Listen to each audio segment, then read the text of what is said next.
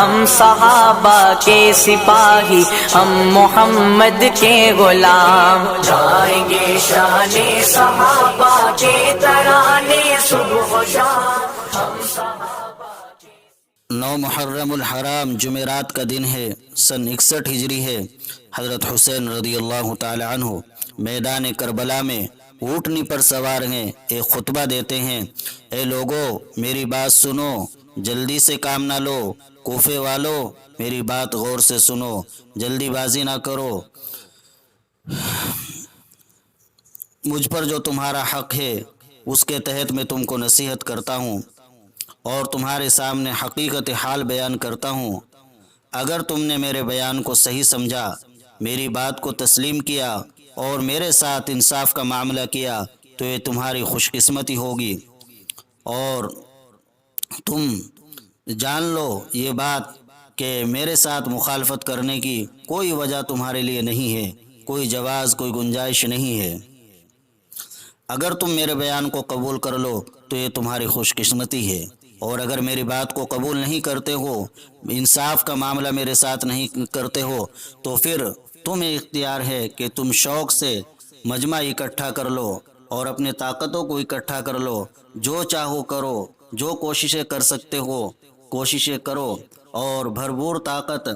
اپنی استعمال کرو اور میرا خاتمہ کر دو۔ میرے لیے وہ پروردگار کافی ہے جس نے قرآن کریم نازل کیا، اور وہی اپنے نیک عمل اور اپنے نیکوکار بندوں کا مددگار و معین ہے۔ حضرت حسین رضی اللہ تعالیٰ عنہ کی یہ باتیں خیمے میں آپ کے گھر والوں نے سنی، آپ کی بہنوں نے سنی، بیٹیوں نے سنی، بچوں نے سنی، تو وہ چیخے اور چلائے اور آوازیں بلند کرنے لگے۔ حضرت حسین رضی اللہ تعالیٰ عنہ نے اپنے بھائی عباس اور اپنے بیٹے علی کو بھیجا کہ جاؤ انہیں چپ کر کے آؤ، کیوں اس قدر یہ لوگ رو رہے ہیں؟ جب وہ چپ ہو گئے تو پھر آپ نے اثر نو حمد و ثنا، اللہ کی حمد و ثنا بیان کی اور فرمایا، لوگوں کو پھر مخاطب کر کے فرمایا کہ ذرا تم میرے نام و نسب پر تو غور کرو اور دیکھو میں کون ہوں، پھر اپنے گریبانوں میں منہ ڈالو اور دیکھو، غور کرو کہ کیا تمہارے لیے میرا خون بہانا اور میری بے عزتی کرنا، ہتک حرمت کرنا یہ جائز ہے؟ کیا میں تمہارے نبی کا نواسہ نہیں ہوں اور تمہارے نبی کے چچا زاد بھائی اور ان پر سب سے پہلے ایمان لانے والے اور ان کے تصدیق کرنے والے کا فرزند نہیں ہوں؟ کیا حمزہ جو سید الشہداء نے میرے باپ کے چچا اور جعفر طیار خود میرے چچا نہیں تھے؟ کیا تمہارے کانوں تک میرے نانا کی یہ حدیث نہیں پہنچی کہ میرے نانا نے میرے اور میرے بھائی کے بارے میں فرمایا کہ دونوں اہل جنت کے جوانوں کے سردار ہیں اور یہ دونوں دنیا میں میرے دو پھول ہیں؟ اگر تم میری اس بات کو سچا سمجھتے ہو اور یہ سچ ہے تو میرے ساتھ انصاف کا معاملہ کرو، اور اگر جھوٹ خیال کرتے ہو تو اس وقت ایسے اشخاص موجود ہیں جنہوں نے میرے نانا سے یہ باتیں سنی ہیں، تو تم ان سے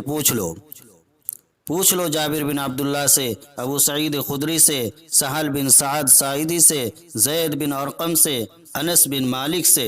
وہ تمہیں بتلائیں گے کہ انہوں نے نبی پاک صلی اللہ علیہ وسلم سے اپنے کانوں سے اس حدیث کو سنا ہے۔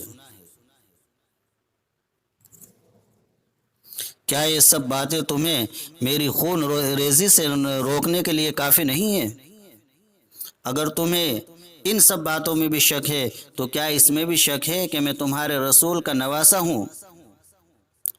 اور خدا کی قسم مشرق سے مغرب تک کوئی بھی رسول خدا کا نواسہ میری سوا موجود نہیں، نہ تم میں اور نہ تمہارے سوا کسی دوسرے قوم میں، بس میں ہی ایک تمہارے نبی کا نواسہ ہوں۔ ذرا بتاؤ تو صحیح کہ کیوں تم میرے در پہ ہو؟ کیا کسی مقتول کا بدلہ لینے کو جس کو میں نے قتل کیا ہو، یا کسی مال کے سلسلے میں جس کو میں نے تلف کیا ہو، ضائع کیا ہو؟ آخر کس کا قصاص لے رہے ہو؟ کس وجہ سے مجھے قتل کرنے کے در پہ ہو؟ اہل کوفہ یہ سب باتیں سنتے رہے، کوئی جواب نہیں ملا۔ تو پھر آپ نے نام لے کر مخاطب کیا کہ اے ابن ربی، اے ابن ابجر، اے قیس ابن اشعث، اے یزید ابن حارث، کیا تم نے مجھے نہیں لکھا تھا کہ باغات میں بہار ہے، کھیتیاں سرسبز ہیں، چشمے ابل رہے ہیں اور مسلح لشکر آپ کی پذیرائی کو دیکھ رہا گے، پس آپ تشریف لائے، قدم رنجہ فرمائیے۔ ان لوگوں نے جواب دیا، جھوٹے کذاب، کہ نہیں، ہم نے تمہیں کوئی خط نہیں لکھا۔ یہ سن کر ارشاد ہوا، حضرت حسین رضی اللہ عنہ نے فرمایا، اللہ اکبر، اتنا بڑا جھوٹ، قسم ہے خدا کی تم نے لکھا تھا۔ اس کے بعد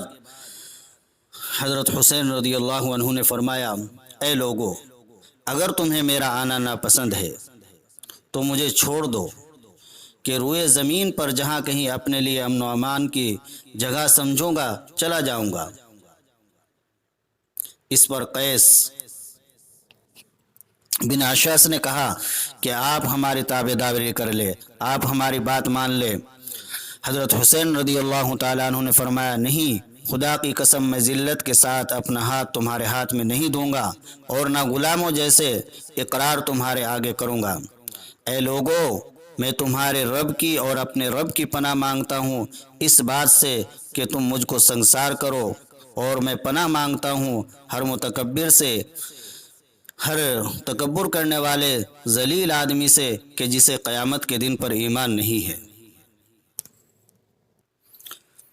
یہ حضرت حسین رضی اللہ عنہ کی تقریر اہل کوفہ سے تھی، لیکن اہل کوفہ مانے نہیں اور جنگ کے لیے ہی بضد رہے، اور صبح کو جنگ ہوئی تو حضرت حسین رضی اللہ تعالی عنہ کو شہید کر دیا۔